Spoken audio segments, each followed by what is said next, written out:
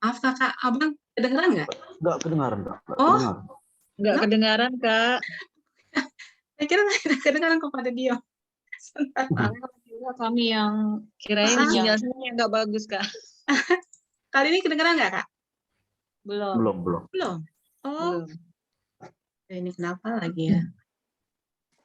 Karat, coba untuk ketika share-nya, kan ketika kakak klik share screen, Ya. nanti dia muncul select a window kan? Oh iya, sorry, share sound-nya nggak ya? Okay. Iya, dicentang Kak. Makasih. Oke, Bang.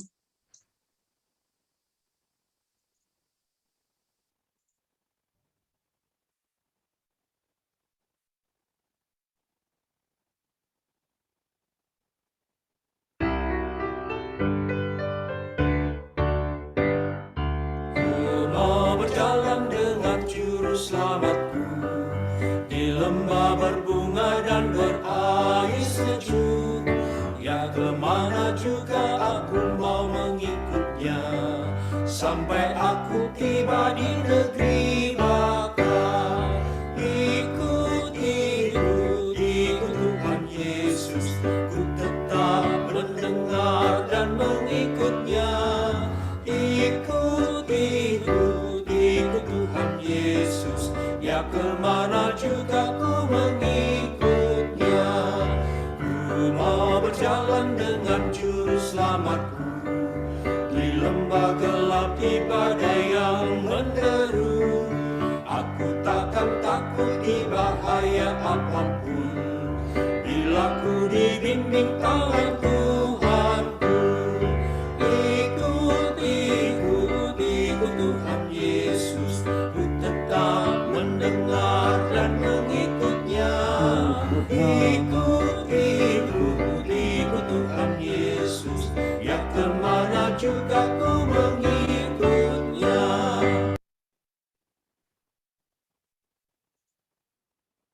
Oke, Amang, selanjutnya bisa dibawakan doa pembuka dan sekaligus pemaparan materi dari Amang Pendeta Calvin.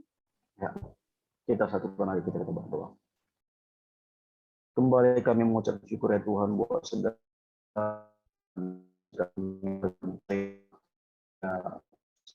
ini Engkau bukankah Tuhan sama-sama dengan kakak adik dalam rangka kami akan melakukan sermon terkait firman-Mu yang akan dibawakan abang kakak PDR nantinya di tengah-tengah anak remaja atau BP Serpong. Biarlah kiranya Tuhan yang hadir di tengah-tengah acara kami dari awal hingga akhirnya terlebih akan memaparkan firman-Mu, biarlah kiranya Tuhan yang menguatkan hamba-Mu. Terima kasih Tuhan, di dalam nama anak-Mu Tuhan Yesus Kristus kami berdoa dan mengucap syukur. Amin. Abang kakak yang dikasihi Yesus Kristus, firman Tuhan, bahan sermon buat kita yang dilandasi dari kitab 1 Petrus 1 ayat 13 sampai ayat 16. Marilah kita ikuti dalam hati kita masing-masing. Beginilah firman Tuhan, kekudusan dan kasih persaudaraan. Sebab itu siapkanlah akal budimu, waspadalah dan letakkanlah pengharapanmu seluruhnya atas kasih karunia yang dianugerahkan kepadamu pada waktu penyataan Yesus Kristus. Hiduplah sebagai anak-anak yang taat, dan jangan turuti hawa nafsu yang menguasai kamu pada waktu kebodohanmu. Tapi hendaklah kamu menjadi kudus di dalam seluruh hidupmu, sama seperti Dia yang kudus, yang telah memanggil kamu. Sebab ada tertulis, kuduslah kamu, sebab aku kudus. Demikianlah pembacaan firman Tuhan. Tuhan mengharapkan semuanya kita yang hidup, khususnya manusia, supaya hidup kudus. Abang kakak yang dikasihi Yesus Kristus, hidup di dalam kekudusan atau tidak bercacat tanda kutip ya, sungguhnya adalah kehendak Tuhan. Sungguhnya adalah kehendak Tuhan bagi setiap manusia. Karena apa? Karena Tuhan telah menciptakan manusia menurut gambarnya atau imago Dei, bisa dikatakannya. Artinya Tuhan itu kudus. Kalau Tuhan itu kudus, maka atau tentu Ia pun menghendaki manusia hidup kudus seperti dirinya.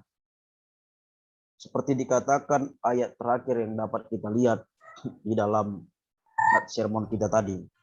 Kuduslah kamu sebab aku kudus. Itulah harapan daripada Tuhan. Karena Tuhan kudus, maka Ia tidak dapat menyatu dengan ketidakkudusan, Kak. Abang kakak ya. Sekali lagi, karena Tuhan kudus, maka tentu Ia tidak dapat menyatu dengan ketidakkudusan atau dengan segala bentuk kecemaran.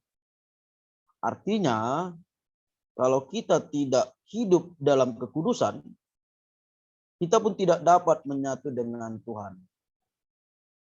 Ada beberapa referensi, salah satunya mengatakan, referensi Alkitab, dikatakan tanpa kekudusan tidak seorang pun akan melihat Tuhan. Tanpa kekudusan tidak seorang pun akan melihat Tuhan. Maka dari itu kejarlah kekudusan. Itu bisa kita lihat di kitab Ibrani. Abang kakak, Ibrani 12 ayat 14. Artinya abang kakak, sekali lagi, apabila kita ingin melihat dan mengalami kehadiran Tuhan di tengah-tengah kehidupan kita, syarat mutlaknya adalah hidup dalam kekudusan. Karena itu, secara terang-terangan, nah di sini mengajak, khususnya Rasul Petrus mengajak, hiduplah dalam kekudusan. Inilah yang diingatkan abang kakak. Inilah yang diingatkan, yang dinasehatkan Rasul Petrus kepada jemaat yang ada di Asia Kecil. Baru di Pontus, Galatia, Kapadokia, Bitinia, itu bisa kita lihat di ayat pertama ya, di pasal pertama, ayat pertama. Pada saat itu memang Petrus mengirim pada orang-orang pendatang yang ada tersebar di tempat-tempat yang saya sebutkan tadi. Yang di mana pada saat itu situasi orang-orang Kristen di situ adalah di bawah situasi tekanan. Konteksnya itu di bawah situasi tekanan, mereka mengalami pergumulan di bawah pemerintahan Romawi. Ya, terlebih tekanan terkait kepercayaan atau iman mereka kepada Yesus Kristus. Nah, karena itu dia memintakan dan mengingatkan orang-orang percaya itu yang ada tersebar di daerah yang saya sebutkan tadi untuk tetap kudus walaupun konteksnya mereka di dalam situasi tekanan atau pergumulan yang berat terhadap iman mereka. Abang kakak yang dikasihi Yesus Kristus, orang Kristen, ya, orang yang percaya dengan Yesus Kristus adalah orang-orang yang telah dikuduskan. Artinya kita perlu ketahui abang kakak, yang perlu kita sadari adalah bahwasanya kita adalah orang-orang yang dikuduskan. Bukan orang kudus ya, bukan orang kudus tapi orang yang dikuduskan. Dikuduskan siapa? Dikuduskan Allah melalui Yesus Kristus. Ya, melalui Yesus Kristus. Karena itu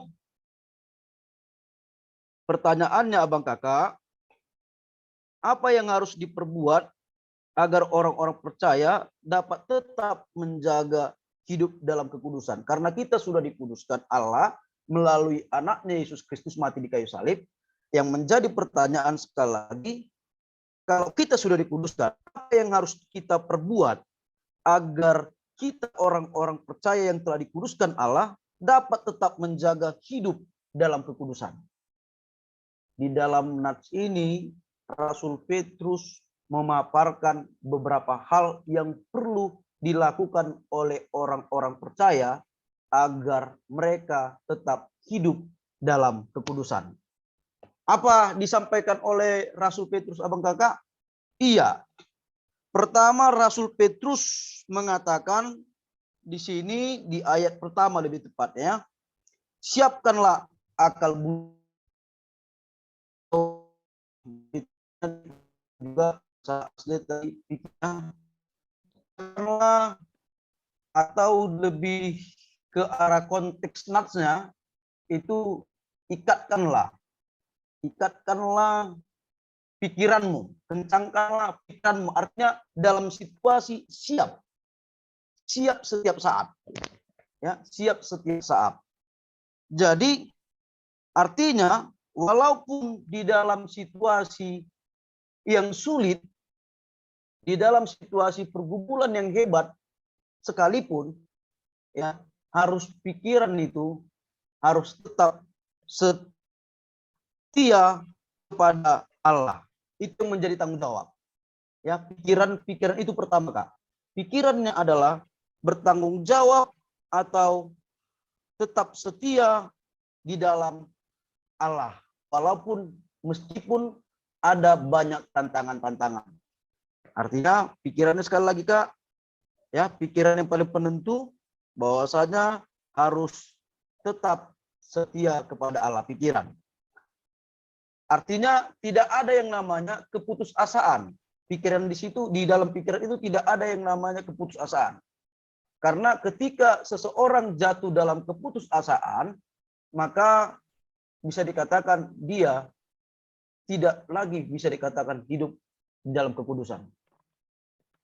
Ya, apalagi maaf kak, kalau sudah sampai banyak pergumulan frustasi ya, kalau di video-video yang tersebar, nggak tahu orang kakak pernah dengar video kayak di Jepang ya, tingkat kematian kan banyak itu. Apalagi kalau udah tingkat kematian itu kan disebabkan oleh pikiran, ya, karena di bawah tekanan. Ketika memang tekanan itu tidak bisa lagi dikontrol, dia jatuh dalam keputusasaan, makanya banyak yang jatuh ke dalam dosa melalui mati, bunuh diri. Karena itu penentu pikiran. Jangan ada yang namanya keputusasaan. Baru pikiran yang setia kepada Tuhan, tidak ada di dalam pikiran itu yang berpikir duniawi, ya, atau pikiran negatif.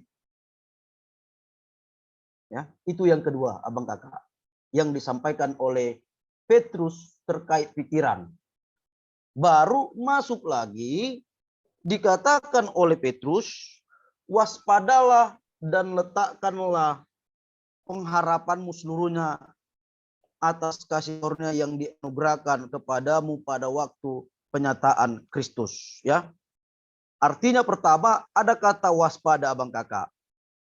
Waspada ini juga berbicara tentang kalau kita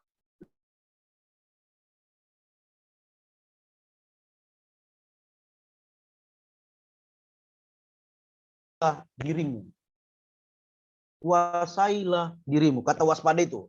Jadi ketika memang kita sudah menguasai diri kita, ya, artinya berarti kita bisa dikatakan hidup dalam kudusan. Misalnya contoh Kak, contoh kalau orang yang tidak menguasai dirinya, artinya dia hidup di dalam hawa nafsu. Itu nanti memang kelanjutan di ayat selanjutnya ya. Tapi itu bisa kita lihat abang kakak, hidup yang misalnya tidak dikuasai dengan, tidak bisa menguasai dirinya, misalnya seperti ini abang kakak ya, contohnya. Misalnya, belum sampai sebulan, ya belum sampai sebulan, handphone udah ganti. Beli handphone dia sekarang, belum ada edisi keluar terbaru, nggak bisa menguasai dirinya, beli handphone baru. Baru lanjut lagi bulan kedepannya beli lagi handphone baru, ganti baru. Dari segi pakaian misalnya, belum lagi sampai sebulan, ganti lagi. Artinya tidak ada penguasaan diri. Itu pun ketika tidak ada lagi yang namanya menguasai diri, berarti dia sudah mengikuti hidup dalam, maaf abang kakak, kedagingan ya. Artinya dia tidak hidup lagi di dalam kekudusan. Aku nggak tahu, nanti bisalah abang kakak juga merefleksikan ke tengah-tengah adik-adik remaja ya. Apakah memang mereka ada berpikiran seperti itu, yang handphone tiap bulan ganti, atau pakaian tiap bulan, atau sepatu ya. Itu bisa juga dikontekskan ke anak-anak remaja. Baru letakkanlah pengharapanmu. Letakkan pengharapanmu atas karunia Allah adalah maksudnya ya, berharaplah sampai akhir abang kakak. Jadi kalau berharap sampai akhir, sampai itu yang bahasa aslinya ya, berharap sampai akhir, atau dilihat dari, dirujuk dari buku Alkitab King James Version ya. Jadi kata letakkanlah pengharapanmu itu ya, itu diartikan berharaplah sampai akhir. Sampai bahkan penyataan Allah. Penyataan Kristus. Penyataan Kristus itu artinya sampai Yesus Kristus datang kedua kali. Jadi yang mau dibilang Nats itu adalah Kak, pandangan, arah pandangan orang-orang Kristen pada saat itu diingatkan diingatkan Petrus adalah supaya mereka memandang ke arah itu. Ke arah bahwasanya tetaplah berharap sampai Yesus Kristus datang kedua kali. Artinya kalau sudah berharap sampai Yesus, sampai akhir, sampai Yesus datang kedua kalinya bahkan, ya, artinya ada hidup dalam kesetiaan. Ada hidup dalam kesetiaan. Itu yang dimaksudkan di dalam konteks Nats yang dikatakan letakkanlah pengharapanmu. Iya, baru dikatakan Rasul Petrus lagi, hiduplah sebagai anak-anak yang taat, tidak menuruti hawa nafsu, yang menguasai kamu pada waktu kebodohanmu. Ini abang kakak yang perlu kita ketahui, yang perlu kita sadari perbedaan kita, anak-anak atau orang Kristen, dengan orang yang tidak Kristen, ya. Kita itu adalah orang-orang yang taat, bisa dikatakan anak-anak yang taat. Berbeda dengan konteks yang tidak Kristiani, ya. Jadi si Rasul Petrus mengingatkan kepada orang-orang Kristen yang ada di Asia Kecil, Bitinia, Pontus, Galatia, agar hidup dalam ketaatan kepada Allah, ya. Bahkan hidup dalam taat disambung lagi kalimatnya bang kakak, itu dikatakan jangan turuti hawa nafsu. Bahkan jangan sampai hawa nafsu itu menguasai diri mereka. Seperti ya, artinya seperti kamu pada waktu kebodohanmu. Artinya seperti kamu pada waktu kebodohanmu itu gini Kak. Sebelum mereka mengenal Yesus Kristus, atau bisa dikatakan sebelum mereka hidup dalam pertobatan. Ya. Kalau konteks arti pada waktu kebodohanmu. Jadi kalau bahasa aslinya pada waktu kamu hidup dalam ketidaktahuan, ya. Atau bisa juga pada saat kamu sebelum bertobat. Ya. Jadi kalau orang-orang dulu sebelum mereka bertobat, mereka kan hidup dalam hawa nafsu. Ya. Bisa dikatakan orang-orang sebelum mereka bertobat, mereka hidup dalam hawa nafsu. Karena itu perlu yang namanya hidup taat dan tidak mengikuti apa atau bisa dikatakan tidak turut dalam yang namanya hawa nafsu. Atau dikatakan di kitab Roma Bang Kakak ya, unako sarombang do portibion. Itu bahasa Batanya. Unako sarombang do portibion, jangan menyerupai dengan dunia ini. Nah, itulah langkah-langkah yang perlu dihidupi oleh orang-orang pendatang pada saat itu atau orang-orang Kristen yang surat yang ditujukan oleh Petrus ini ke konteks yang saya sampaikan tadi Kak, agar mereka hidup dalam kekudusan. Jadi di tengah-tengah konteks anak remaja pun ini perlu kita tekankan juga. Ya, bisa dikatakan pertama tadi Kak, supaya pikiran mereka siap selalu menjauhi yang namanya pikiran negatif. Ya. Menjauhi pikiran negatif atau menjauhi pikiran duniawi. Baru fokus mereka kedua kepada anak-anak remaja juga diingatkan bahwasanya ya, untuk menguasai diri.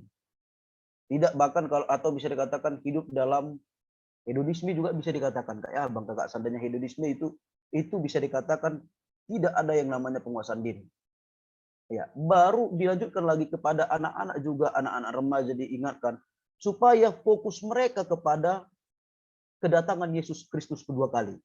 Ketika fokus mereka memandang kepada kedatangan Yesus kedua kalinya, ya, yang dimana ketika Yesus kedatang kedua kalinya adalah untuk menyelamatkan orang-orang percaya, anak-anak remaja, ya, secara tidak langsung diajak untuk tetap hidup setia kepada atau kepada Yesus Kristus.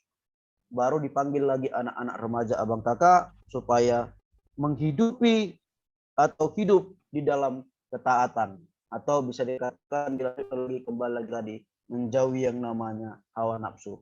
Itu aku pikir Kak, tapi bisalah kita kembangkan nanti di konteks contoh-contohnya, tapi gambaran konteks natis ini yang disampaikan oleh Rasul Petrus kepada jemaat yang ada di tadi saya sampaikan di Pontus, Galatia, Kapadokia, Asia Kecil dan Bitinia, supaya hidup dalam kekudusan. Itulah langkah-langkah atau beberapa hal yang perlu dihidupi oleh orang-orang yang menerima surat itu. Ya, demikianlah yang bisa saya sampaikan. Saya kembalikan kepada Kakak Ratna untuk memoderasi kita dalam diskusi. Baik, Amang, terima kasih banyak untuk pemaparannya dari 1 Petrus 1 ayat 13 sampai 16. Dari tadi yang disampaikan Amang, jelas terlihat bahwa pesan Petrus ini adalah untuk orang-orang yang sudah percaya Yesus, orang-orang yang saat itu hidup dalam penderitaan karena mereka ditekan oleh lingkungannya akibat iman percaya mereka kepada Yesus. Dari sini ya sangat jelas sekali terlihat bagaimana Petrus sedang menguatkan jemaatnya. Mungkin ini juga bisa kita pakai Kakak Abang untuk menguatkan adik-adik remaja di kelompok KTB kita masing-masing, untuk mereka bagaimana mereka menyikapi dan bagaimana mereka harus hidup sebagai anak Tuhan di dalam menjalani penantian mereka akan kedatangan Tuhan Yesus yang kedua kali. Baik, Kakak Abang, mungkin ada yang mau menyampaikan pertanyaan atau mendiskusikan satu topik. Kesempatannya aku silakan kepada Kakak Abang, mungkin Bang Roni, Kak Risa, dan kakak-kakak Abang yang lain, silakan. Abang, mungkin saya bisa mulai bertanya. Di sini kan tentang hal kekudusan. Ya. Karena di ayat yang 16, sebab ada tertulis, kuduslah kamu sebab aku kudus. Jadi di sini kita mungkin mengajarkan tentang hidup yang baru kepada remaja, meninggalkan kehidupan yang lama. Akan tetapi Mungkin kita bisa, mungkin Amang menjelaskan kepada kita kehidupan kudus itu secara remaja mereka bisa mengartikan harus bagaimana, Amang, hingga mereka mengerti secara simpel, sederhana, karena mereka masih remaja, khususnya kelas 7, Amang. Mulai kurang, Amang. Khususnya kelas 7 ya. Nah, 7-8, jadi menangkap mereka kudus, karena orang dewasa aja menghidupkan kudus itu harus bagaimana. Bagi mereka menganggapkan, itu gereja, Iya. matanya segala macam, kursi. Iya, iya, Tapi iya, kan iya. hidup remaja ini, simpelnya mereka gimana ya? Iya. Seperti itu, Amang. Melihat ya, Amang? Oke, mungkin ada kakak abang yang lain yang mau tambahkan pertanyaan sebelum menjawab Amang Pendeta? Kak Valen? Ada Kak?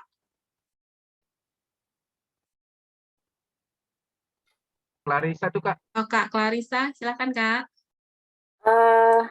Amang, aku nggak tahu sih Amang ini pertanyaan atau mungkin jadi gini Amang, kan tadi kan Ya. hiduplah sebagai anak-anak yang taat dan jangan Ya. turuti hawa nafsu yang menguasai kamu pada waktu kebodohanmu. Nah, tadi kan secara konteks ya tadi ya, apa pada waktu Iya. pada waktu kebodohanmu itu kan dilambangkan sebagai pada waktu kita sebelum kita bertobat, kayak gitu kan. Ya. Nah, cuma ini gambaranku itu, mungkin ini pendapat ya. Nah, nanti tolong dikoreksi kalau misalnya. Oke, bisa Kak, bisa. Jadi aku tergambarkan pada waktu kebodohanmu itu kayak seperti misalnya kita lagi emosi, lagi marah.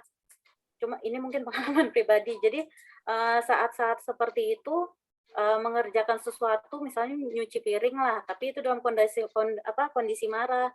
Akhirnya piring emosi kan pecah dan harusnya kita punya piring. Ya. Jadi piring itu piring tersebut ya nggak bisa dipakai lagi seperti itu. Jadi itu bisa nggak sih dikategorikan, jadi istilahnya itu saat itu berarti pada waktu kebodohanku kayak gitu. Seperti itu sih Amang. Oke. Terima kasih Amang.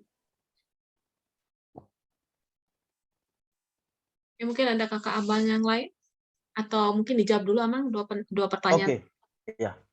Jadi terima kasih ya buat abang kakak, Bang Roni dan Kak Clarissa. Iya, jadi memang pertama Abang Roni lah, menjawab Abang Roni. Jadi memang memaknai atau mengerti ya tentang kekudusan ini, sebenarnya banyak poin yang perlu dihidupi ya Abang kakak ya. Bukan satu saja. Tapi kalau secara kesimpulan bisa dikatakan dia hidup takut akan Tuhan ya. Tapi kalau di konteks anak-anak remaja, khususnya dikatakan Abang Roni tadi di kelas 7 atau di kelas 8, ini contoh dari aku aja Bang kakak ya, tapi bisa nanti orang Abang kakak juga nambah ya. Jadi pertama gini, poinnya kalau bahasa sederhananya, kalau hidup kudus itu bukan hanya dilihat dia rajin ibadah. Ya, bukan hanya sebatas rajin ibadah. Dia rajin gereja, bukan sampai di situ aja tolak ukurnya. Tapi yang boleh kita lihat di contoh yang untuk anak kelas 7 dan kelas 8 seandainya itu kan masih bisa dikatakan kalau anak-anak remaja ini kan masih emosional bawaannya Kak ya. Bisa 1 ditambah 2 jadi berapa? Maaf Kak Join, mungkin bisa di-mute. 1 ditambah 2 jadi berapa? Oke.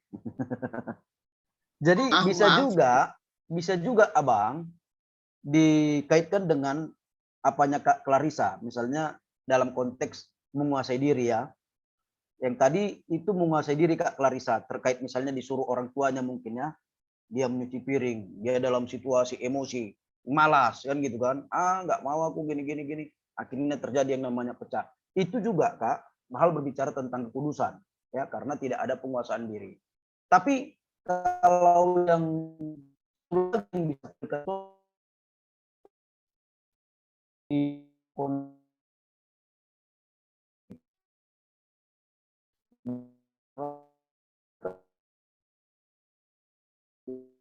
kita memang anak muda banyak makanya ini memang perlu kita awasi ya, pikiran-pikiran negatif itu. Bang, tahulah mungkin abang kakak pandangnya pikiran negatif seperti apa ya, mungkin karena faktor media sosial ya, faktor media sosial mungkin ada sesuatu hal yang tidak baik dilihat dia bisa membangun pikiran-pikiran negatif.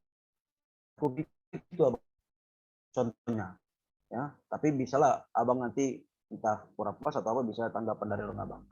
Tapi yang kulihat anak-anak remaja khususnya kelas 7, kelas 8, apalagi itu masa-masa pubertasnya namanya abang kakak, pubertasnya, iya ya, iya, pikiran mereka masih bisa dikatakan menuju akan banyak nanti godaan-godaan, sehingga pikiran mereka akan terbangun ketika godaan itu tidak bisa dikuasai, akan terbangun yang namanya pikiran abang. Itu ya bisa saya lihat abang, bisa tanggapi atau bisa dari abang kakak yang lain menanggapi dari pertanyaan Bang Roni. Ya, kembali ke Kak Ratna. Baik, Amang. Bagaimana Bang Roni dan Kak Clarissa? Ada pertanyaan tambahan atau sudah cukup penjelasan Amang? Sudah bisa Kak, untuk sementara. Oke, Bang. Untuk sementara waktu udah bisa Kak. Oke, kakak-kakak yang lain mungkin karena kita tidak banyak di sini mungkin bisa bisa Kak Valen ya, disenyum-senyum deh Kak Valen. Kak Valen ada pertanyaan atau Kak Join, Kak Duma, Bang Willy, Kak Betty, apakah sudah standby Kak? Lagi di jalan Kakak itu Kak. Masih di jalan ya? Kak Join? Kupikir Kak yang pertanyaan Bang Roni itu bisa juga direspon karena orang abang kakak kan udah lama juga di dalam konteks membimbing anak remaja ya. Artinya mungkin banyak juga yang yang contoh-contoh. Aku itu tadi satu atau supaya memperkaya terkait yang dipertanyakan Bang Roni tadi. Atau nggak tahu dari Bang Roni sendiri ada atau nggak tahu ya. Perlu juga, aku pun perlu juga tahu kan di konteks anak kelas 7 atau kelas 8. Biar mengenai kekudusan ini ya, Mang ya? Iya, terkait kekudusan itu. Penting juga itu. Karena kan kekudusan itu kita berawal mungkin kan Tuhan itu telah mati karena mati untuk kita karena kita dari dosa. Jadi kita telah ditebus dan kita dulunya manusia berdosa dan kita telah ditebus. Jadi kan dari manusia yang baru kita menjadi manusia lama kita menjadi manusia baru.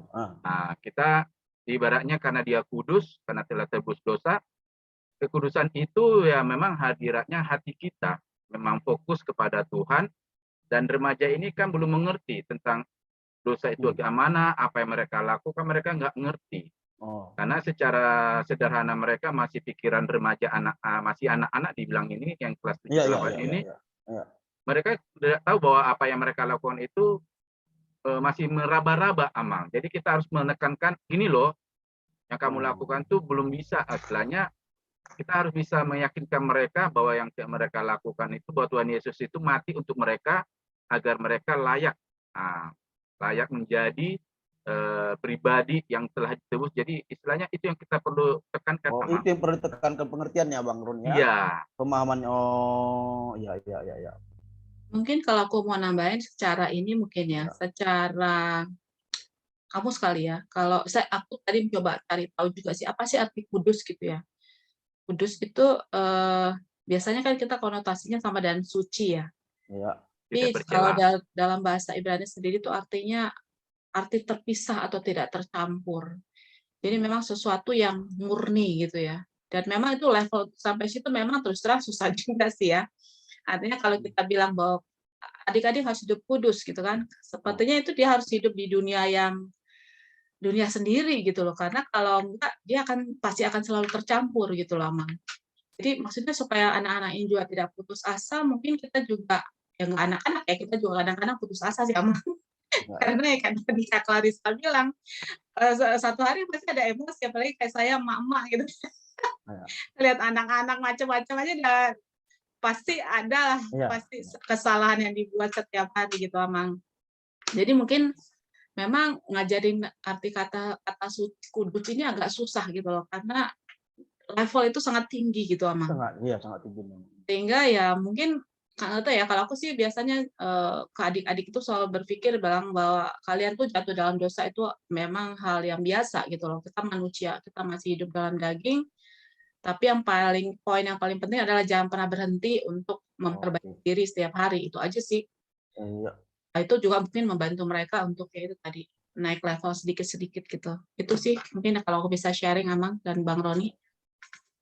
Mungkin seperti ini ya, benar yang kakak bilang tadi, tidak tercampur ya, benar itu kudus. Mungkin dari seperti ini, ada remaja anak lah kita bilang, udah dari keluarga dia tidak bisa berbohong. Tutur katanya bagus baik kita bilang dari kecil. Ketika dia bergaul sama orang lain, itu masuk akan terasa. Dia mulai berbahasa binatang. Orang tua yang biasa nggak dengar langsung sadar gitu. Nah, itulah mungkin tadi yang kakak bilang benar. Tidak terkontaminasi di situ, mereka tidak tercampur.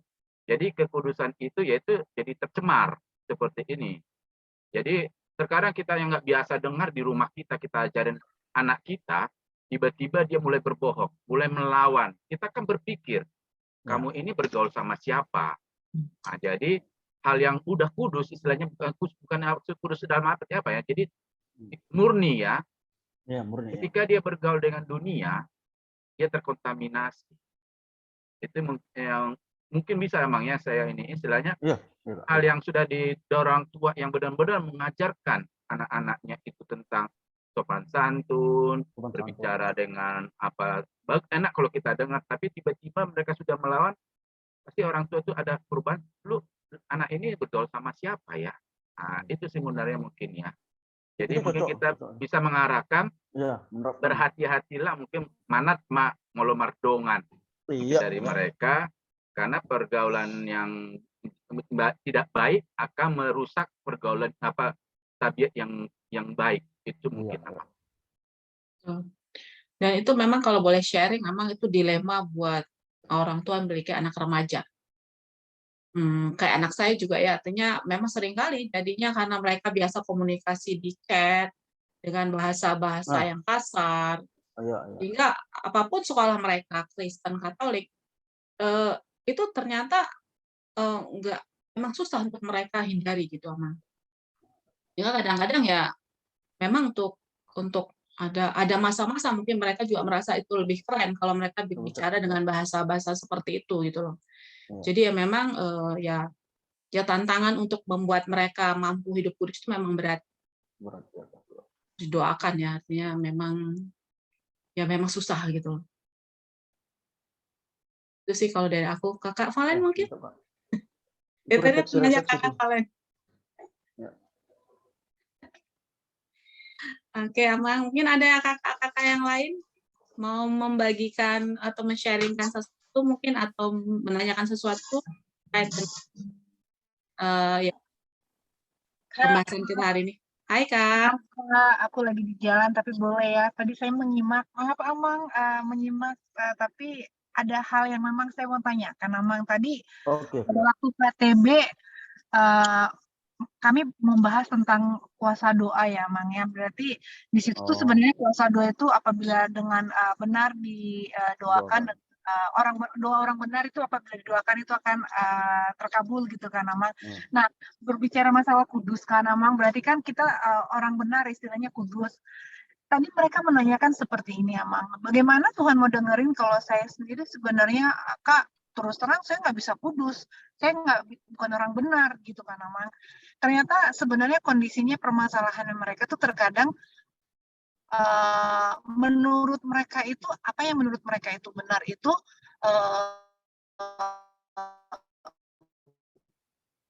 tuh tapi setelah disadarin tidak.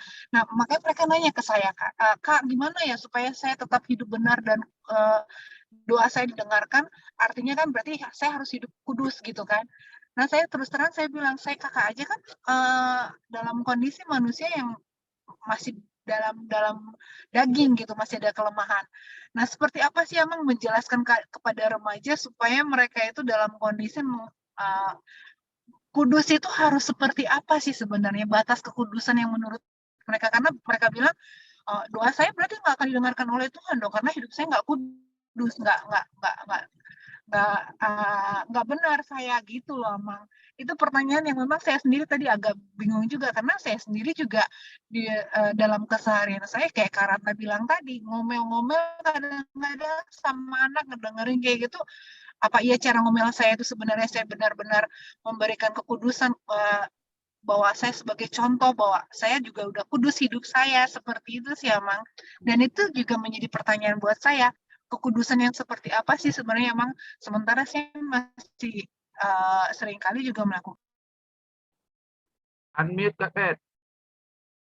Itu aja sih, Bang. Itu bagaimana caranya menyatakan ke adik-adik itu supaya memahami kekudusan yang seperti apa sih yang bisa diserap oleh mereka sebagai anak remaja, yang batasannya seperti apa sih kekudusan itu gitu loh. 11-12 kita Kak Bet pertanyaannya. Ya, Bang Adi.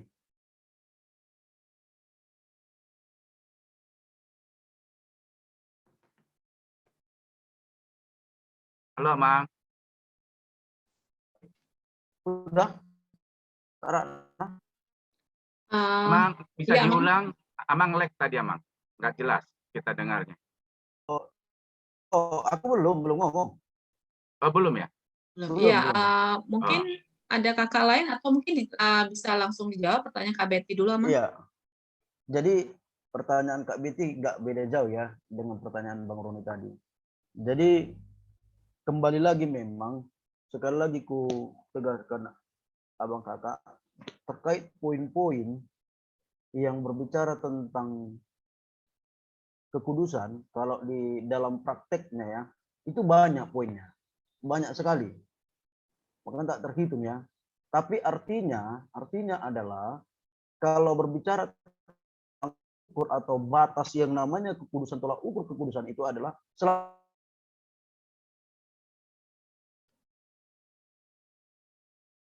Nggak dengar ya. Mang, nge-freeze ya. Kayaknya nge-freeze ya. Nge-lag, Amang.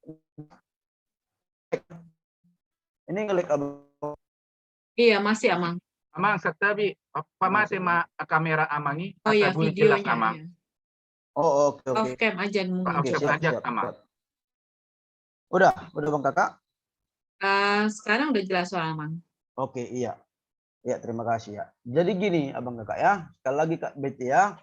Jadi tadi pertanyaannya tidak jauh berbeda dengan pertanyaan Abang Roni. Dan itu juga tadi sudah dijawab Bang Roni dan Kak Ratna ya. Jadi gini Kak, sekali lagi aku tegaskan, berbicara tentang poin-poin ya yang perlu dilakukan untuk hidup dalam kekudusan, itu banyak kali. Itu tak terhitung. Ya Kak ya. Dalam praktik-praktiknya apa tolak ukur yang apa, praktik tolak ukur supaya dapat dikatakan hidup dalam kudus, itu banyak Kak. Tapi yang perlu kita tegaskan adalah bahwasanya tolak ukur kekudusan itu sendiri adalah bahwasanya ada usaha atau berusaha hidup dalam ketaatan kepada Tuhan. Berusaha Kak, ya, berusaha. Kalau udah berusaha berarti dia secara langsung dia jijik, maaf ya, ini harus kukatakan, dia jijik kepada kehendak yang tidak diinginkan Tuhan.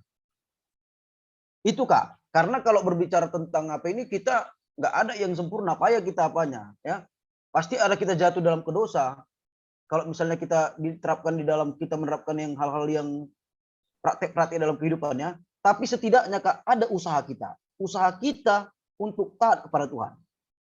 Itu yang perlu dulu dia apa Kak ya, dipahami Kak ya, Kak Betty ya.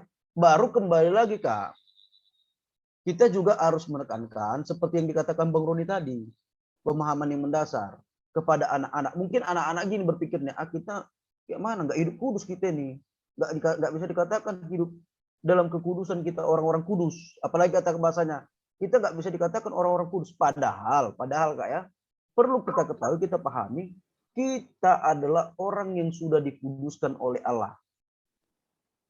Itu dulu perlu, Kak.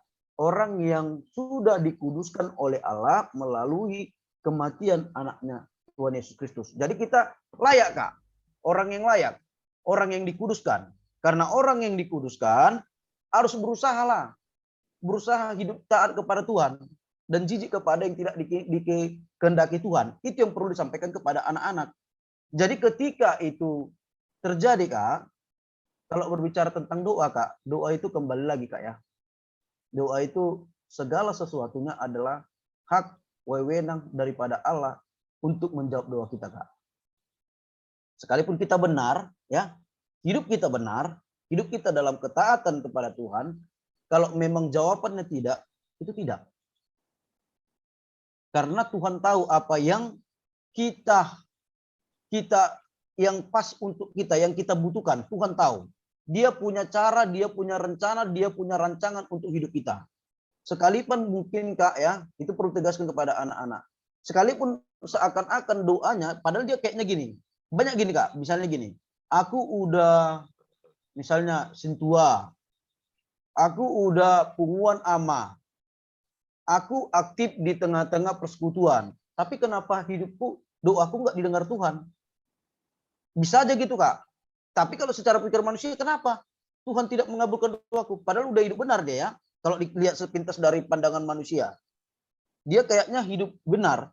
Tapi, Kak, sekali lagi, ya, Tuhan tahu, ya, apa yang perlu dilakukannya di tengah-tengah kehidupan kita. Dia punya rencana, dia punya rancangan. Jadi kita nggak bisa maksakan, Kak Betty. Jadi kita berpikir ini udah masuk umur ini, ya harusnya macam anak sekolah minggu tadi. Aku udah ini loh, Kak, aku rajin sekolah minggu, aku udah masuk ini semua. Tapi kenapa doaku nggak dijawab, ya? Itu nggak bisa juga, Kak. Jadi artinya segala jawaban doa adalah wewenang dia, Kak. Ya, Kak, walaupun hidup benar, ya, walaupun hidup benar dia, segala sesuatunya jawaban daripada doa adalah wewenang daripada Allah. Tapi yang perlu kita tekankan adalah, Kak, kita supaya anak-anak itu paham bagaimana supaya hidup kudus adalah berusaha untuk takut kepada Tuhan, ya, jijik dengan hal yang tidak dikehendaki Tuhan. Itu yang bisa saya sampaikan, Abang Kakak. Terdengarnya Abang Kakak? Jelas sekali, Amang. Iya, kayaknya mati. Oke. Enggak, jelas sekali, Amang. Oke. Ya, silakan Abang Kakak kembali kepada Kak Rana. Begitu ya, Kak Betty, berarti sudah cukup menjawab pertanyaan Kakak, ya? Halo, Kak. Betul, Kak, udah, Kak. Tapi, Kak, satu lagi nih. Kalau misalnya gini ya, berbicara masalah kekudusan, kayak misalnya anak-anak remaja kita kan kendalanya itu keseringan yang gesekan dengan orang tua seperti Kak Ratna tadi bilang, ya. Amang dari bicara kekudusan tadi, curhatan anak-anak remaja yang banyakan yang kita dapat itu, padahal saya kan orang tua juga sebenarnya. Curhatan dari remaja itu seringkali berantem sama orang tua. Apakah dalam hal ini seperti Amang tadi kan yang penting berusaha, ya, Amang, ya. Nah, Iya. sekali kalau dalam perintah hukum Taurat kan tidak boleh nih membantah orang tua. Berarti udah cedera dong, Amang, untuk dikudusin. Oke.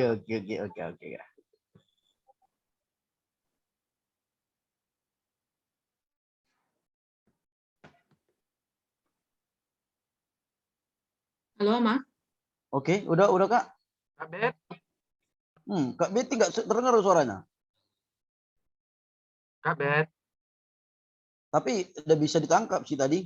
Iya, mungkin tadi kan kalau nggak salah Kak Betty menanyakan kalau begitu, kalau ya Kak Betty silakan, Kak. Jadi apakah kekudusan itu masih dalam artian menjaga kekudusan, usaha terus untuk menjadi kudus itu seperti apa, ya, Bang? Sementara tiap hari masih berantem nih sama orang tua gitu loh. Dan mereka sadar itu salah juga gitu. Seperti apa ya Bang, ya, supaya hal-hal yang seperti itu hal yang simpel tapi mereka paham gitu.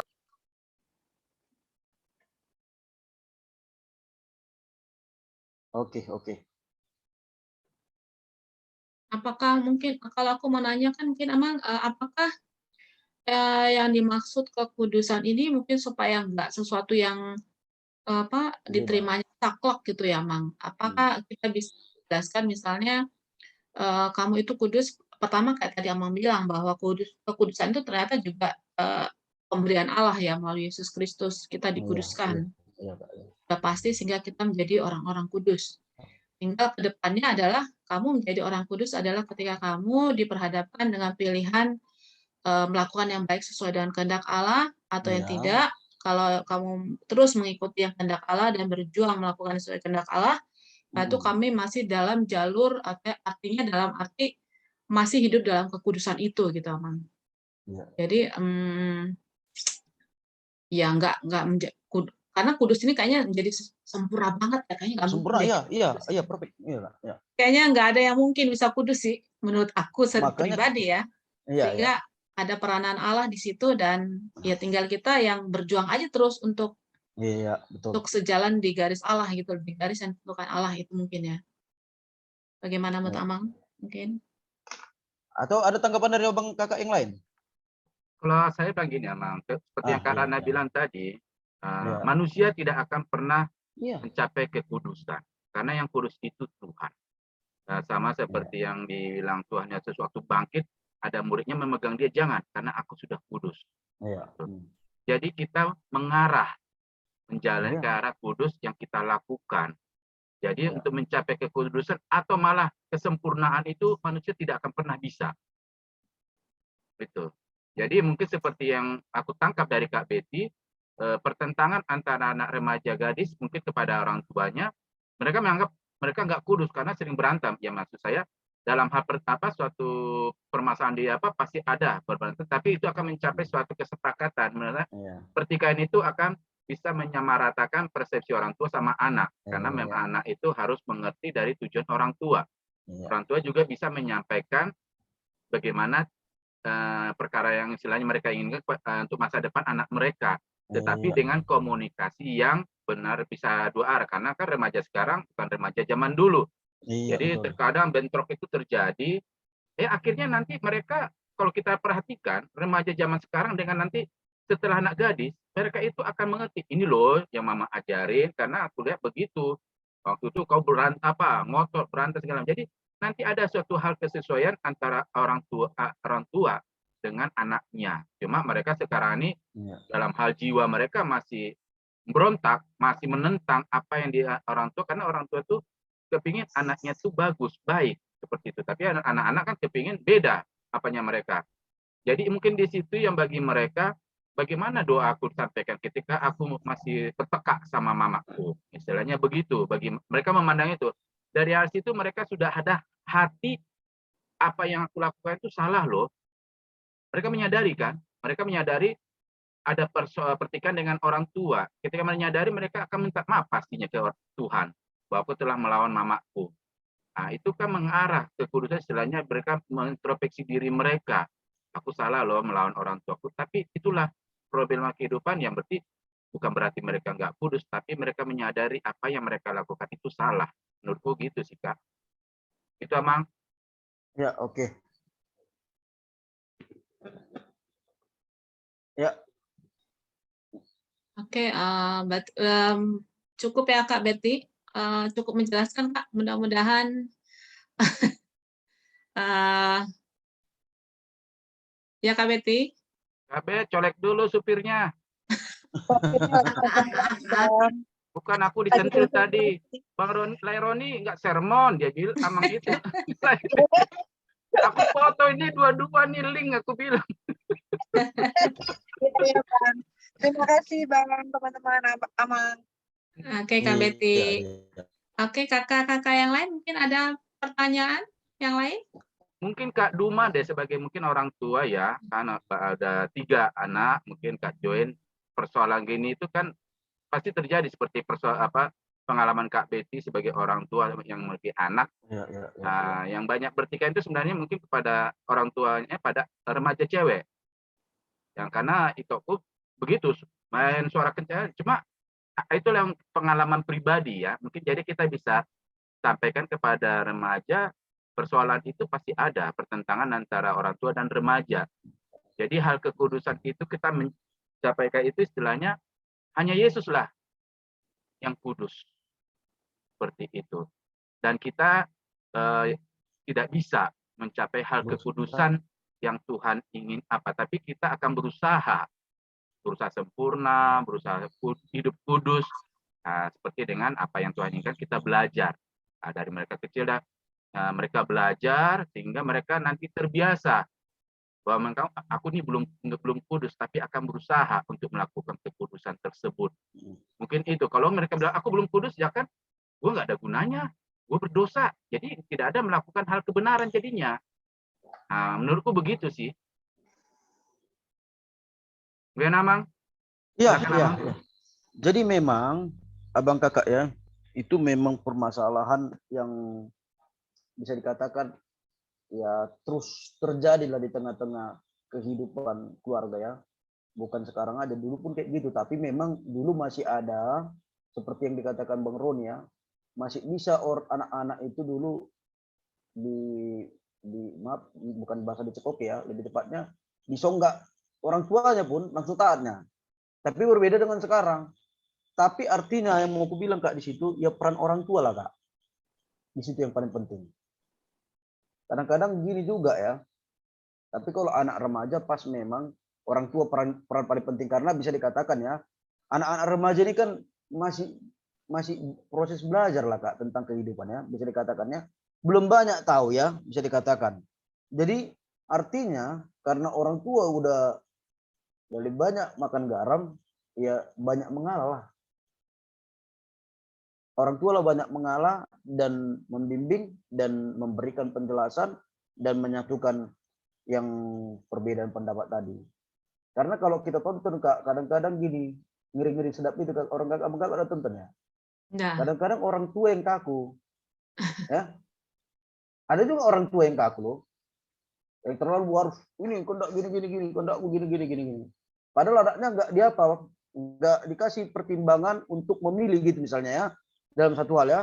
Karena tadi keegoannya ya akhirnya anak itu ya bisa jadi bandel, bisa jadi berantakan, bisa dikatakan gitu. Jadi artinya peran orang tua sangat penting untuk misalnya dalam hal menganju, membimbing, mengarahkan, dan ya mengalah lah aku pikir. Itu apa mengalah bukan dalam arti hal ya dia supaya untuk hidup bebas, bukan. Tapi dalam konteks untuk supaya bagaimana lah dia dapat seperti apa yang kita inginkan kepada dia, yang kita harapkan apa yang terjadi sama dia. Tapi dalam konteks mengalah seperti itu Kak ya. Itu aku pikir abang kakak ya. Jadi peran orang tua paling penting. Ya, kembali kepada Kak Ratna. Baik, Amang. Oke, kakak abang yang lain mungkin ada yang mau menambahkan?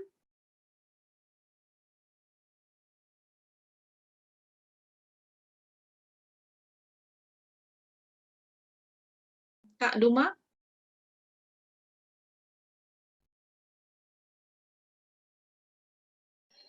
Ya Kak Ratna. Mungkin sharing kakak atau bagaimana Kak? Ada mungkin hal yang mau ditambahkan Kak? Ya mohon maaf ya Amang ya, saya nggak on cam karena sinyalnya juga lagi nggak baik ini. Iya, saya juga sharing ya Amang ya. Saya setuju sekali dengan apa yang Amang katakan, kalau peran orang tua itu sangat, apalagi kita orang Batak ya, kita tuh kaku banget ya. Mungkin saya sendiri pun begitu ya ke anak-anak saya.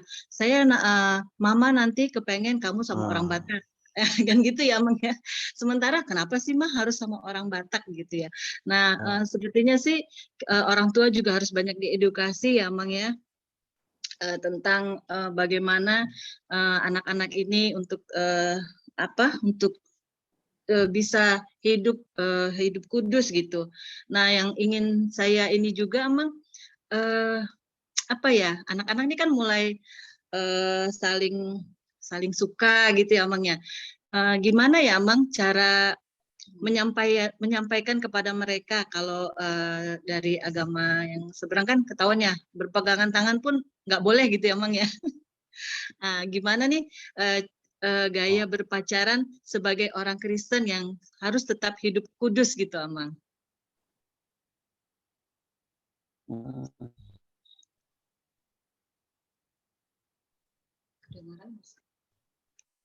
Kedengaran nggak Amang ya? Kedengaran. Iya. Itu yang Kak Duma adalah sekali Kak Dum. Ya. Jelas sekali kok Kak Duma. Iya. Gitu. Silahkan Iya. Amang. Oke. Jadi ya masih ya Kak. Nah, tapi ini boleh remaja kita harus tegas lah. Orang itu mulai boy do tahu sahon, kita usahakan janganlah dulu mardongan-dongan kan gitu kan. Nanti lah Iya. itu. Iya. Kalau di konteks remaja ya yang mau kita bawakan misalnya di apa. Tapi Iya. kalau memang kita bawa lagi konteks ke lebih tinggi misalnya udah momen dewasa ya kita pasti sudah pahami lah Kak ya, pahami kalau berjabat tangan nggak apa-apa megang tangan aku pikir ya Bang Kakak ya, betul nggak? Iya. Tapi ya itu ungkapan sayang juga misalnya bergandengan tangan, nggak pula apa kan misalnya di mall jalan kan tangan orang digandeng kan gitu. Tapi kalau tangan pacar nggak apa-apa aku pikir sebatas itu kita pasti sudah tahu lah ya Kak. Tapi yang lebih lari situ jauh dari situ ya kita harus ingatkan untuk anak-anak dewasa. Itu aku pikir hal yang sederhana dan hal simpel lah mungkin kita pahami Bang Kakak ya. Iya. Iya Amang. Karena kan nggak terhindari ya Amang ya. Iya betul. Mereka suka sama suka itu kan nggak terhindari, padahal kita juga udah larang dengan keras gitu kan. Tapi memang kita harus sampaikan dengan baik-baik, nggak bisa dengan keras tapi dengan kita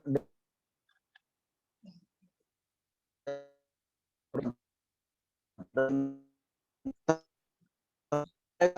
mereka sudah bola dulu beras memaham atau pengertian atau pesan yang betul sederhana kita bisa kayak dapat paham misalnya aku dulu ke kok aja kalau nggak mungkin mungkin seperti hal sederhana atau yang lama yang mungkin kakak tahu tapi perlu dasar berpikir tegas pada anak remaja Asian ada untuk langsung pacaran kan ya Bang Kakak ya. Iya Amang, terima apalagi kasih masih SMP ya. Oke, siap Kak. Baik Amang, mungkin Kak Joy dari segi pendidik mungkin ada tambahan Kak mengenai kekudusan di remaja nih Kak. Izin off kamera ya Kak Bang, agak susah nih sinyalnya. Tadi tentang relasi ya antara cowok dan cewek. Kalau menurut saya sih ini hanya sharing aja ya. Kalau saya melihat kalau ada kita dapati begitu ya kita jangan langsung kasih doktrinnya ya kali ya. Nah, mungkin kita tetap sebagai sahabat berada di posisinya mereka, emang hormonnya sedang di tahap itu ya, di fase itu gitu. Kalau saya sih melihat itu, nah, terus ya membangun relasi, tetap tanya kabar, tetap tanya apa ya yang disukainya seperti apa, bagaimana hubungan mereka, enggak langsung apa namanya ya memasang pemahaman kita ke mereka gitu. Jadi ya kadang mereka karena belum sampai aja pemahamannya ya kan, jadi bisa aja apa yang mereka tahu mereka pertahankan gitu, mereka seolah-olah ngeyel gitu ya. Ada kasus ketika kita berhadapan dengan anak-anak yang seperti itu sih, ada mereka yang langsung pada akhirnya jadi nggak cerita sama kita ketika kita langsung pasang doktrin itu gitu. Ya kalau saya sih di posisi orang tua, ya mungkin tetap mengikuti mereka, nggak apa-apa gitu, sambil kita kasih pandangan-pandangan gitu, sampai mereka yang memutuskan gitu, bukan kita. Kalau saya sih begitu pandangannya. Makasih Kak. Baik Kak Joy, terima kasih masukannya. Oke, mungkin ada kakak abang yang lain? Saya sih mungkin benar yang bilang Kak Joy ya, tapi karena kita KTB telah belajar dan mengarahkan ke mereka, kemarin itu kita sudah sepaham remaja itu yang namanya sekolah belum pacaran. Karena konsep pacaran pengertiannya itu untuk mempersiapkan pernikahan, mengenal teman kita. Ketika kita membiarkan mereka misalnya ada ketertarikan, berarti kita mengizinkan mereka berpacaran dalam sekolah. Begitu. Kita harus bisa fokuskan bahwa kalian masih sekolah, masih remaja, perpacaran itu nanti ketika telah memulai membina hubungan rumah jenjang paling serius. Itu pacaran itu kan mengenal pasangan, pengertian kita, pasangan kita berpacaran. Jadi kita harus tegas karena dari awal kita kemarin KTP kita pacaran itu di usia sekolah jangan. Jadi kita walaupun kita harus ngapain? Terangin. Oke, serang tapi harus ini rule-nya. Kita harus mengenal teman lawan jenis kita itu pacaran arti sebenarnya. Jadi fokuskan pada pelajaran seperti itu. Karena hal yang sekarang pergaulan zaman sekarang kita juga sudah webinar tentang remaja kemarin di luar pergaulan bebas sudah sangat tinggi zaman sekarang ini. Jadi rule harus kita buat hal seperti itu. Dan kita harus sepakat remaja tidak ada pacaran. Mungkin yang itu yang bisa kita sampaikan pada remaja. Menurut saya sih, karena memang aku pada anak remaja juga kelas 12 itu selalu tekankan, jangan dulu kalian pacaran. Aku udah bilang sampai walaupun mereka laki-laki, nanti dapat kalian ketika kalian dapat pekerjaan lebih bagus, gampang nyarinya. Tapi fokus dulu. Karena pacaran itu zaman sekarang ini bisa menghambat, bisa malah ya mereka hanyut dalam hal seperti itu. Seperti itu sih, Kak. Signal Amang keluar ya? Oh iya, sampai nggak sadar. Itu loh, Kak, mau kalau kita sepakat seperti karena kita harus lihat dulu dong, kita sudah pelajarin seperti itu. Jadi kalau kita bilang kita lepasin seperti itu enggak, karena di sekarang ini aja kita dari yang pada remaja perempuan kita sudah bilang tidak boleh memegang tubuhnya orang lain, tidak boleh memegang tubuhnya. Sedangkan pacaran itu kan megang tangan, merambat kemana lagi, kita nggak tahu. Nah itu, jadi kita kan sudah bilang nih pada remaja gadis yang cewek, tidak boleh ada orang lain memegang tubuh mereka. Nah, seperti itu. Ya pacaran emang cuma tatap-tatapan zaman sekarang, pegang tangan mulai apa? Kita nggak tahu kemana akhirnya nanti. Nah, jadi harus kita tegas ngomongnya kepada mereka. Oke, silakan Ama Pandita Nami. Iya. Maaf ya, jaringan tadi. Apa itu Bang? Gimana? Udah apa? Udah siap? Putus-putus Amang. Iya, jaringan jaringannya. Tadi juga sistematis. Jaringannya. Makanya kalau di Yerusalem jaringannya bagus, Amang.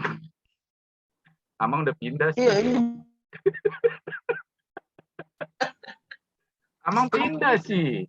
Kayaknya di daerah lain itu WIC lain nggak bisa gitu ya, di jaringannya Bang. Enggak, memang mereka error katanya. Amang Pintu ngomong juga. Oh gitu. Iya, kan Amang ini kan sekarang di WIC-nya Amang Pintua. Oh. Jelek situ jaringan. Udah di saya sekarang. Itu. Pak Kulona. Jelek situ katanya signal. Iya. Jauh kali Bang dari Israel itu memang. Iya. Kan ada dari kami kan itu jelek karena sini sana. Amang Pintu juga ngomong aku memang jelek kali di sana lah katanya. Iya itulah.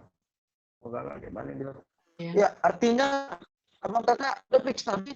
Ya, aku sepakat juga lah yang disampaikan Bang Roni tadi ya. Kalau bisa, makanya gue bilang tadi. Iya betul Amang. Aduh putus-putus lagi nih Amang. Oh iya pula ya. Oke, Abang Kakak udah bisa nih Kak.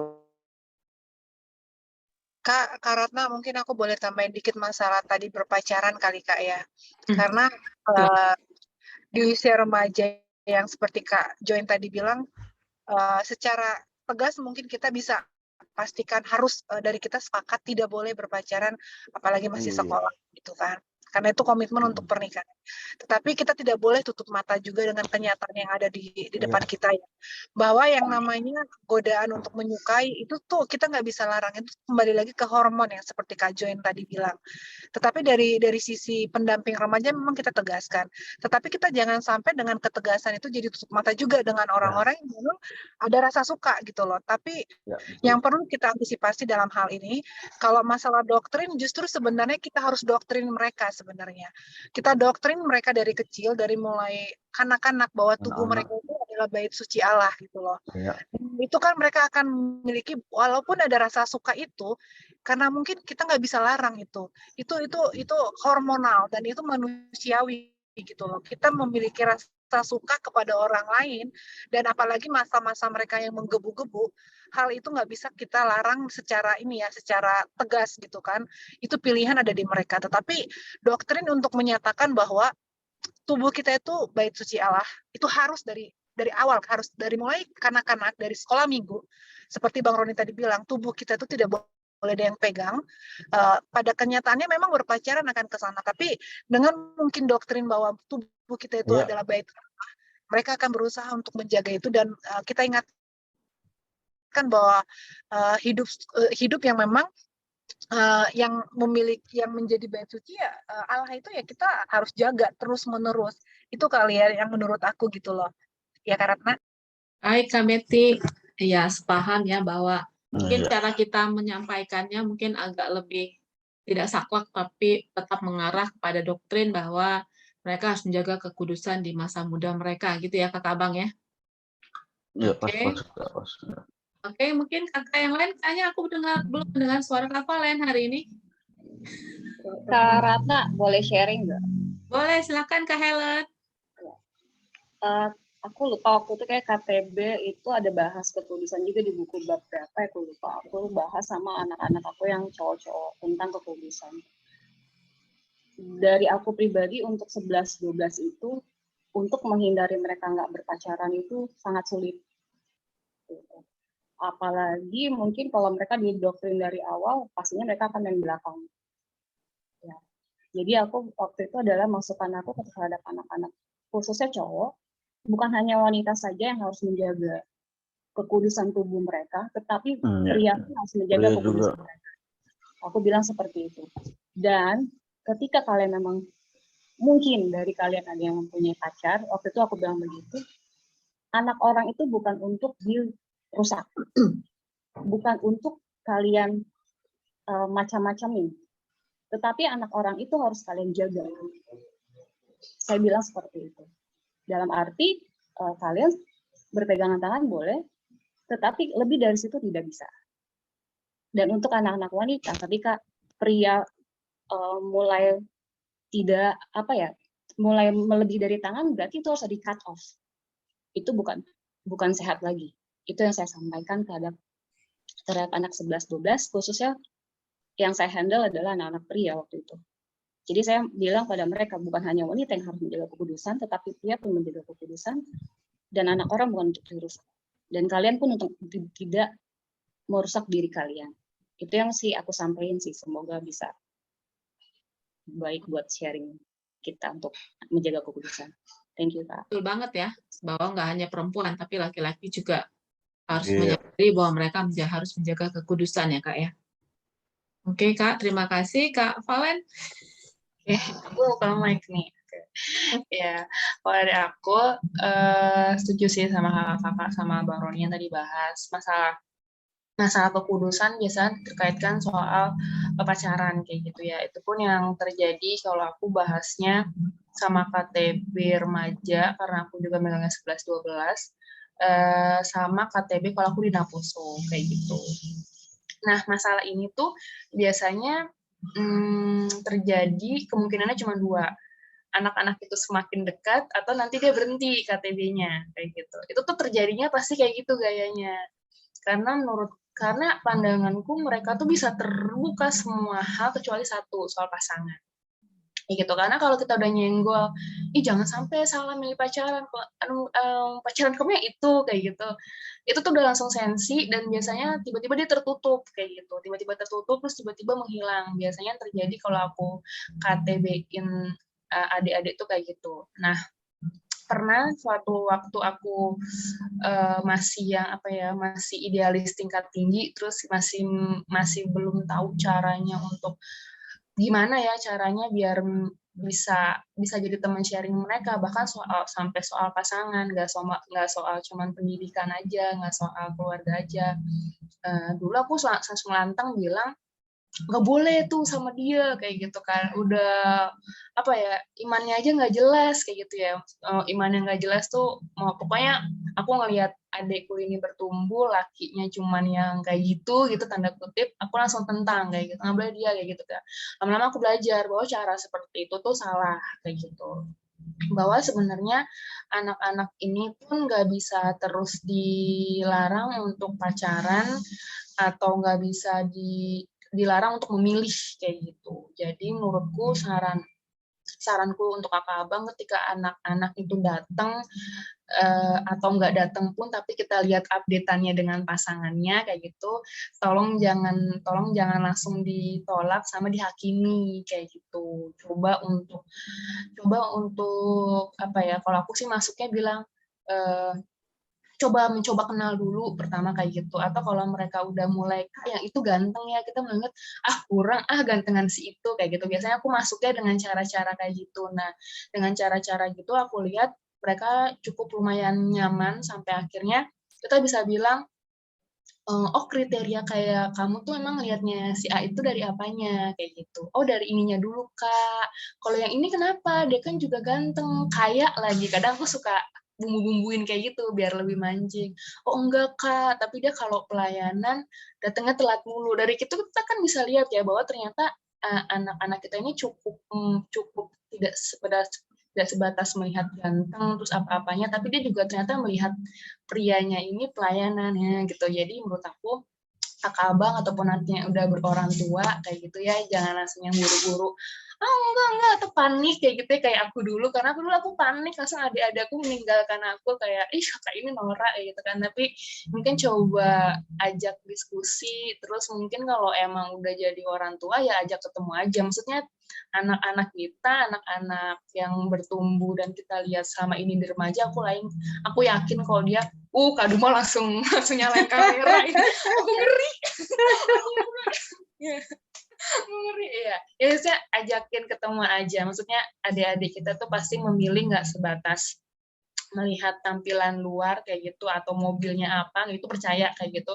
Tapi sebenarnya ada yang baiknya. Sekarang perkara yang baiknya itu bisa kita terima atau enggak. Terus perkara baiknya itu menolong iman adik-adik kita apa enggak, itu aja sih. Jadi mereka nggak langsung hilang atau kabur dari kita karena kita gagal untuk mencoba memahami mereka dari sisi pasangan ini kayak gitu. Kalau remaja sih 11-12 ya, nanti dia udah kuliah itu biasanya pasangan ini bisa lebih mendekatkan dengan orang tua atau justru menjauhkan gitu Kak. Oke Kak Valen, terima kasih masukannya. Itu ya Kak Duma ya? Oh. Iya Kak, Maaf, makasih Kak. Bercanda Kak. Oke, mungkin satu lagi Bang Willy, tinggal Bang Willy kayaknya nih belum kedengaran suaranya Bang. Ada masukan Bang atau sharing Bang?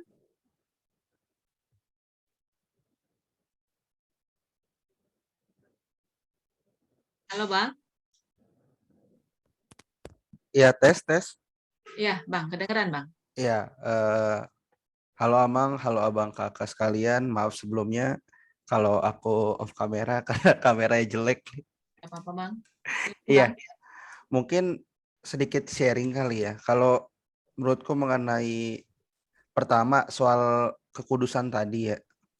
Kalau soal kekudusan tadi aku setuju sih. Kalau misalnya itu pembahasannya cukup berat dan terbilang apa ya, sedikit agak menjebak, di mana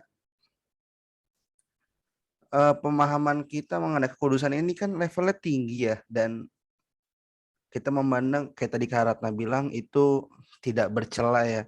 Dan itu sesuatu yang buat manusia bisa dibilang atau bahkan bisa dikatakan mustahil, dan pemahamanku juga suka ini sih, kalau secara aku sendiri memandang orang kudus itu kayaknya untuk taraf manusia cuma Tuhan Yesus aja kayaknya deh. Dan aku belum pernah menemukan orang yang bisa sampai berpuasa dan menahan godaan, yang godaannya itu sampai digoda oleh iblis dan lain sebagainya, dan juga bisa menahan dari kelaparannya.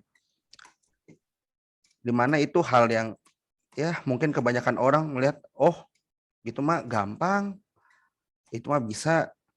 Tapi kayaknya di tahap itu sejujurnya aku melihat dan membaca aja pun udah merinding dan merasa kayaknya nggak mungkin deh bahwa manusia itu bisa sekudus Tuhan kita, Tuhan Yesus itu.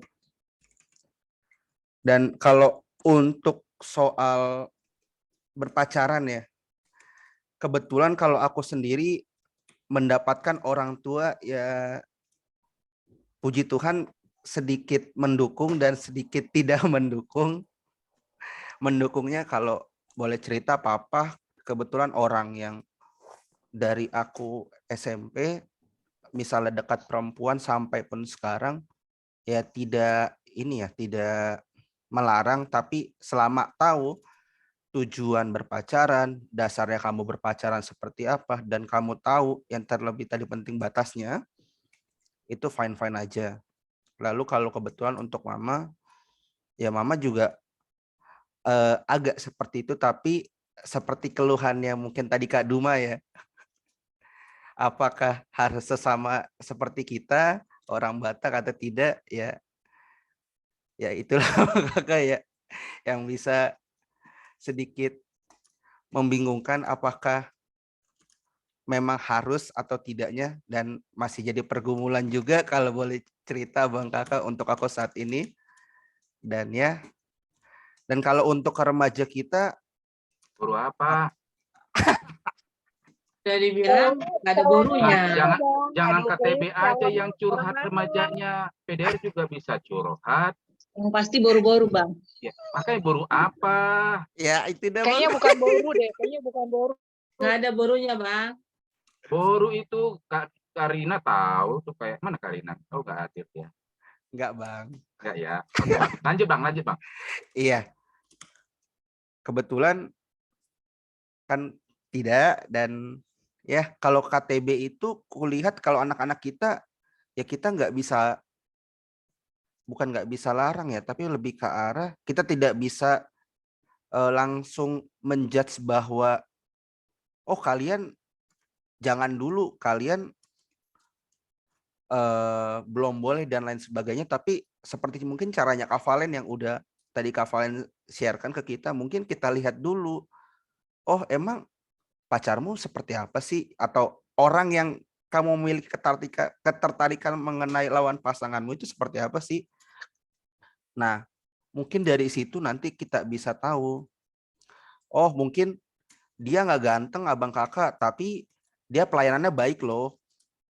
Pasti kan ya seperti mungkin abang kakak sekalian yang sudah memiliki teman hidup ya, pasti kan ada poin negatif, tentu juga ada poin positif yang menjadikan abang kakak luluh lah terhadap poin-poin negatif yang tadi mungkin jadi pertimbangan abang kakak. Karena ya kita tahulah manusia kan nggak ada yang sempurna ya bang kakak ya, dan ya mungkin itu bisa jadi pemahaman buat mereka nantinya, oh kalau misalnya di sisi negatifnya mereka ternyata bisa ditolerir nih, atau mungkin bahkan itu yang bisa menjadi masukan buat mereka, oh kayaknya kamu belum boleh deh pacaran, atau kamu pikir-pikir lagi deh untuk mengenai pacaran. Nanti sampai di titik di mana mereka yang menentukan sendiri, jangan sampai kita yang membuat mereka berpikir bahwa oh abang kakak ini kok kayaknya, kalau mungkin nggak tahu ya, abang kakak sekarang agak sedikit familiar mengenai open minded, yang aku sendiri sedikit agak tricky ya, agak membingungkan mengenai open minded itu sekarang yang seperti apa sih yang open minded di pemahaman remaja kita. Karena kalau aku dapat sharing juga, Kayak seolah-olah mereka tuh pengen ngomong,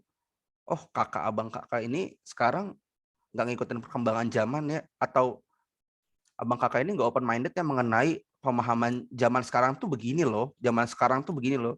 Nah, aku yang takutnya ketika nanti kita menjudge sesuatu terhadap remaja kita akan mengarah ke sana bang kakak, dan itu bakal menjadi bumerang untuk kita, seperti yang Kak Valen bilang, antara remajanya masih mau tetap dan mendengar masukan kita, atau malah mereka cabut nih, nggak mau balik-balik lagi. Kan yang kedua itu yang kita takutkan ya, karena ya kita nggak membahas begitu aja, kadang remaja kita jarang ada yang masuk, apalagi kalau sampai udah di tahap kitanya dianggap tidak sepemahaman atau tidak mau mengerti sisinya mereka. Nah, itu yang mungkin bisa abang kakak jadi pertimbangkan, bahwa sebaiknya kita memahami mereka tuh dari segi mana sih? Apa kita harus memaksakan pola pikir kita yang pacaran itu harus tidak sama sekali, atau mungkin bisa menjadi teman sharing dulu? Karena aku juga pernah di tahap dimana kalau dulu ketika mau UN ya, orang tua bilang kalau kamu saat ini punya pacar atau kamu dekat, mending jangan paksakan dulu untuk berpacaran karena mungkin bisa mengganggu pelajaranmu. Tapi satu sisi kan kalau aku memahami dulu, oh kayaknya malah bisa jadi penyemangat loh Pak, Ma. Oh ya udah balik lagi. Orang tua aku bilang, ya udah keputusan ada di tanganmu, kamu udah paham lah mengenai dirimu nih, kamu bisa kontrol nggak? Karena balik lagi Bang Kakak, aku yakin ya remaja-remaja sekarang udah cukup pintar lah untuk memahami bahwa kapabilitas atau kemampuan diri mereka itu untuk mengontrol emosi mereka ya cukuplah untuk di tahap mereka. Misalnya saat ini mereka SMP, mereka harus berpacaran yang seperti apa, atau mereka harus dekat dengan teman-teman yang seperti apa. Kurasa udah cukup paham. Cuma memang mereka belum sampai di tahap bahwa mereka itu bisa memfilter. Nah, mungkin di situ tugasnya kita lah Bang Kakak sekalian untuk membantu mereka. Oh, jangan lupa ya adik-adik, bahwa kalian boleh berteman dengan siapa aja, kalian boleh dekat dengan siapa aja, tapi kita punya standar-standar yang harus kita penuhi sebagai orang Kristen. Misal kita nggak boleh terlalu memahami agama orang lain karena mungkin ya bisa menjadi gangguan untuk diri kita atau iman kita. Atau mungkin kita jangan dekat dengan orang atau lawan jenis yang beragama lain karena mungkin kamu malah bisa jadi ketertarikannya bukan ke orangnya aja, mungkin ke agamanya. Mungkin itu ya Abang Kakak dan Amang yang bisa aku sharing. Sorry kalau kepanjangan. Oke, makasih Bang Willy. Baru kali ini Bang Willy panjang dan sangat jelas ya. Baru kali ini Bang Willy itu terarah, jelas. Mantap Bang.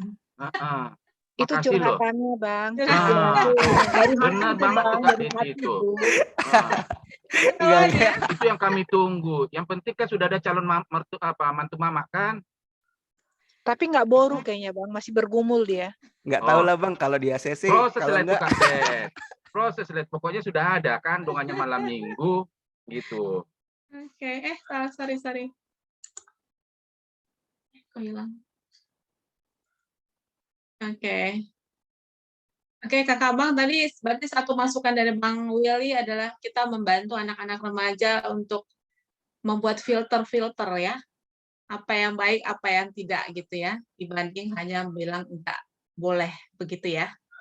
Oke, Amang, ini semua kayaknya kakak-kakak Bang Peder sudah menyampaikan unek-unek. Menyampaikan pendapatnya. Amang mungkin bisa mungkin bisa kita tutup, mungkin ada masukan summary dari Amang mungkin yang perlu dipertegas untuk kami sampaikan ke remaja Amang. Ya aku pikir ya cukup lah Kak ya. Itu tadi Abang Kakak udah dapat lah gambarannya, dan terima kasih buat sharing-sharing yang bisa menjadi memperkaya ya Bang Kakak ya, dari Abang Kakak semua. Ya berarti ini kita lanjut berdoa. Iya, mungkin kita ada putarkan satu lagu untuk sebelum doa penutup ya, Mak. Tunggu Kak, doa penutupnya doa Bapak kami. Iya, dan doa berkat ya, Mak. Oh iya, ini doa penutup apa ini? Sermon? Bentar lah kok enggak, gue tutup dulu. Oh, Ya. oke, boleh, Ya, boleh. kita berdoa. Kembali kami ya Tuhan mengucap syukur kepada Engkau buat segala anugerah dan kasih setia yang Kau berikan di tengah-tengah kehidupan kami. Terlebih Tuhan, Engkau sertai, Engkau diam di tengah-tengah sermon kami, Engkau ajari, Engkau bimbing kami, dan telah banyak masukan-masukan yang memperkaya kami Tuhan, untuk kami terangkan nantinya, atau kami jelaskan, atau kami beritakan nanti firman-Mu di tengah-tengah anak remaja yang ada di HKBP Serpong. Biarlah kiranya Tuhan yang memampukan kami, terlebih abang kakak PDR semuanya, dalam menyampaikan firman-Mu di tengah-tengah anak remaja HKBP Serpong. Biar kiranya Tuhan melalui firman-Mu ini yang disampaikan abang kakak semua, iman anak-anak-Mu semakin bertumbuh dan menjadi taat atau setia kepada Engkau. Terimalah kami ini Bapa, di dalam nama anak-Mu Tuhan Yesus Kristus kami berdoa dan mengucap syukur. Amin. Jadi baiklah Kakak Abang, sebelum kita menutup sermon dan menutup hari ini, kita naikkan ucapan syukur kita.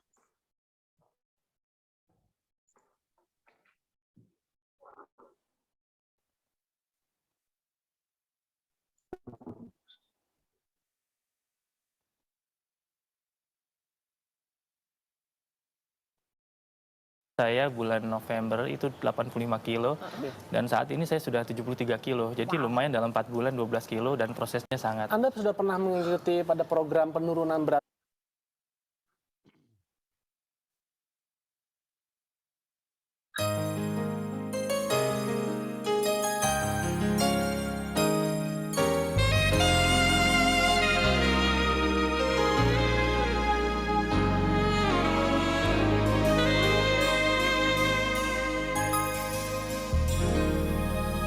Kasih Tuhan untuk kasih setiamu yang ku alami dalam hidupku.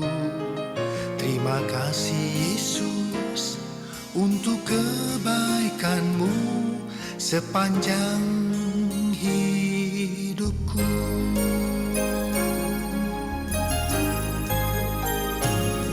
Terima kasih Tuhan untuk kasih setiamu yang ku alami dalam hidupku. Terima kasih Yesus untuk kebaikanmu sepanjang hidupku. Terima kasih Yesusku buat anugerah yang Kau beri. Sebab hari ini Tuhan adakan syukur bagimu. Terima kasih Yesusku buat anugerah yang Kau beri.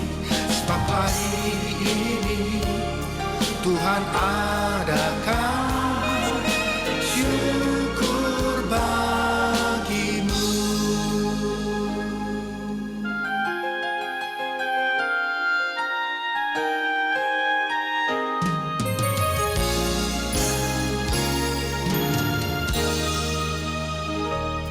Terima kasih Tuhan untuk kasih setiamu yang ku alami dalam hidupku. Terima kasih Yesus untuk kebaikanmu sepanjang hidupku. Terima kasih Yesusku buat anugerah yang Kau beri. Sebab hari ini Tuhan adakan syukur bagimu. Terima kasih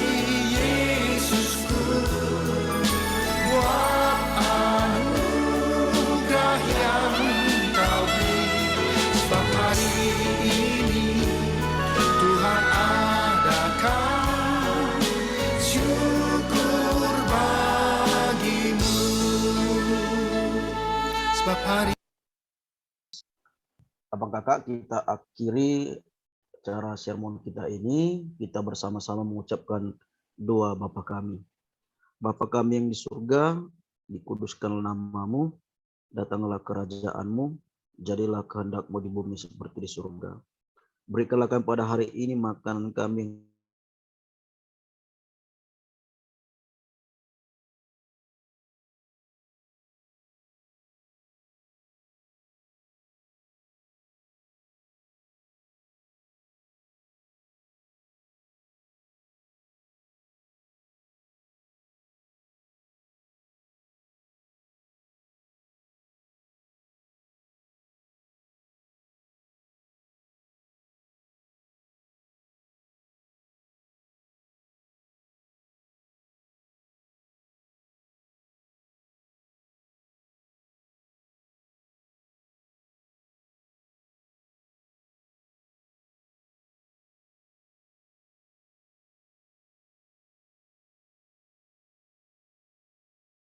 Ngelek kali ya, Amang itu udah keluar.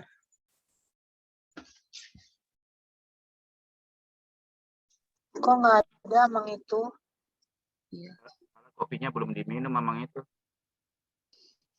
Ini akibat Kak Ratna nggak ada kopi kapal api nih. Ya sasetannya habis ya Kak. Tahu Kak Ratna beli makanya bagi. Udah aku kirim ke Kak.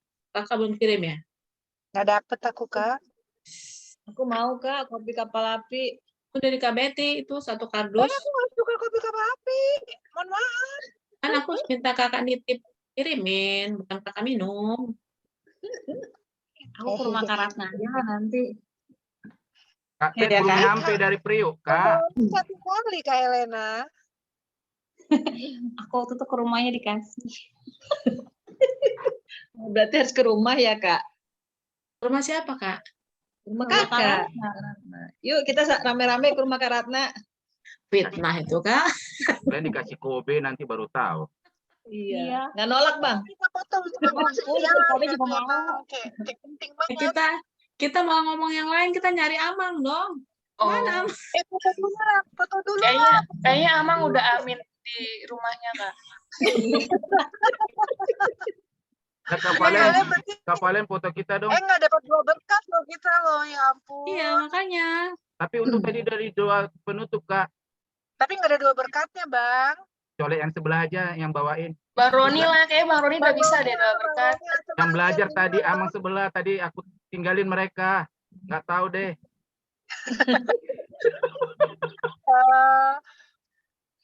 Ayo foto mumpung di jalan. Yuk kapalen foto kapalen. Foto-foto. Kak Join mana dirimu Kak Join? Kak Betty aja gelap banget gak kelihatan. Gak apa-apa kelihatan kacamatanya doang. Kelihatan Kak, kelihatan itu. Kecantikannya kelihatan kok. Oke lah. Oh, ada efek kacamata. Nah, kayak gitu dong, kayak gitu benar. Bentar Kak, aduh, aku lagi buka WA-nya. Kak Valen ini loh. Iya biar bisa langsung. Ya udah, ayo. 1.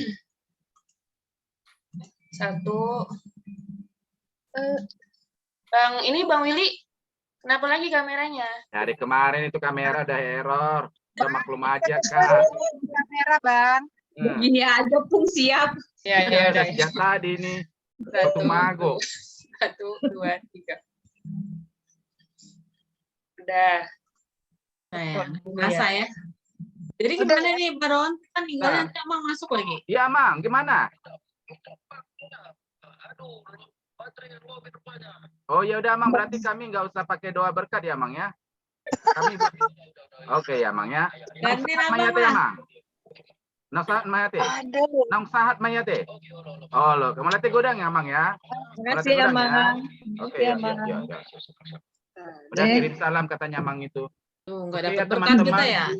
Terima Dijamah kasih. itu kan. Dijawab kok katanya. Terima kasih untuk kita sermon kita malam ini. Walaupun hanya beberapa, memang teman-teman ada yang beberapa yang izin. Kiranya nanti mungkin kita bagilah nanti kan ini PA.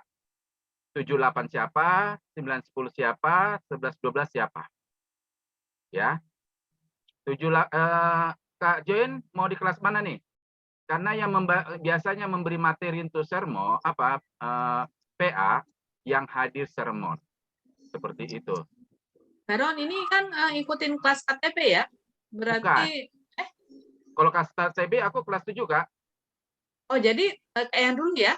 7, Yang 8. dulu, Oh, yang kayak dulu. Kita kan ditunjuk sama PIC KTB karena memang nggak ada yang kelas 7 Bapak. Jadi balik seperti apa siapa yang ini. Bisa aja yang misalnya kelas 12 bisa ke kelas 7, tergantung yang ikut sermon, Kak. Iya, jadi PA-nya berdasarkan kelas yang dulu pernah kita pegang ya. Berarti aku sama KBT itu 78. Nah, 78, 9, 10.